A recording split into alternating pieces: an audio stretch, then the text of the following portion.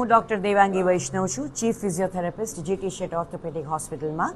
લગભગ 3 દાયકાથી અહીંયા કાર્યરત છું. અને અહીંયા અમે લગભગ રોજના 200 પેશન્ટ્સને સારવાર આપીએ છીએ અને એકદમ નજીવા દરે સારવાર દેવામાં આવે છે, પણ સાથે ક્વોલિટીમાં કોઈ જાતની કોમ્પ્રોમાઇઝ થતી નથી. અમારી સંસ્થા ઓર્થોપેડિક હોસ્પિટલ છે, પણ અમે ફિઝિયોથેરાપી માટે દરેક સ્પેશિયાલિટી કે દરેક ટાઈપના પેશન્ટ્સને અમે ડિપાર્ટમેન્ટમાં સારવાર આપીએ છીએ, જેવા કે પેરાલિસિસ છે, પછી સેરેબ્રલ પાલ્સી છે,